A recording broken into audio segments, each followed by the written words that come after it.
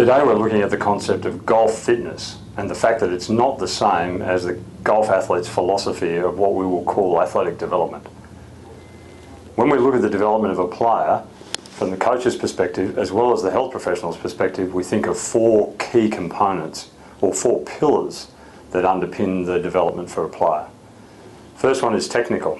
Obviously we need to develop golf swings which in actual fact can stand the rigours of the tour if that's where we're going. The second point is we need to have tactical, or what we might call arena skills. So what our shot selections are, how we're going to approach a particular shot, what type of shot shape we're going to play, etc.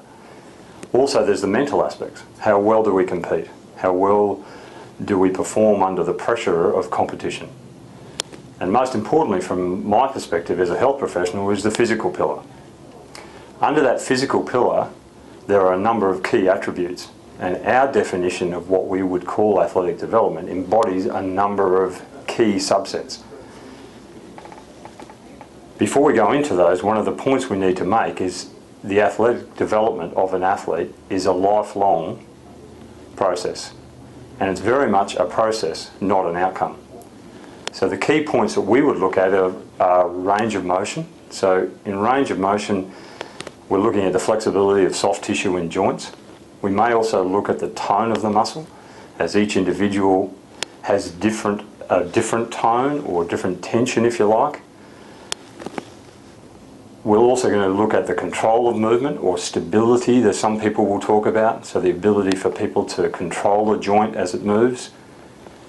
We'd also look at trunk integrity, or what we will term trunk integrity, most people will call core stability, or the ability to fire tummy, low back and probably butt pelvic floor muscles in specific movements under varying loads and conditions.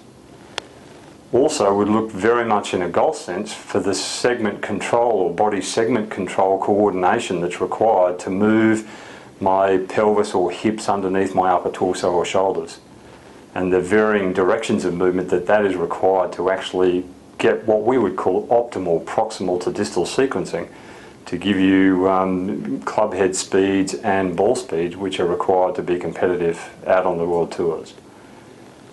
Obviously strength and power is a component of that, but we very much believe that you need to earn the right to get to the point where you are able to do movements that are resisted under load and in fatigue. Another important point, which is the reason for the clarification on this particular topic, is that many people think of fitness as being an aerobic or endurance function. And as far as golf fitness is concerned, we believe golf athletic development, because it's more about the long-term process, we need to look at it in those terms and appreciate that aerobic function or endurance is also a component. When you're playing multiple days of golf in a row, or you have to play 36 holes in a day as an elite player or even as an amateur, that there is a certain amount of endurance which is required to ensure that you can produce shots when you are in fatigue. And finally, a very important fundamental as far as the golf athlete's philosophy is concerned is the concept of fundamental movement skill. Now we will talk about fundamental movement skill in other videos and in other areas within the resources of the golf athlete. But the concept of fundamental movement skill ensures that athletes, or in this case our golfers, are able to produce movements that are not under load, not in fatigue and not against resistance, that are still commensurate with what we would expect. A broad base athletic quality before we start adding any force or any load or fatigue to a particular movement. So the health professional definition would be to call it athletic development.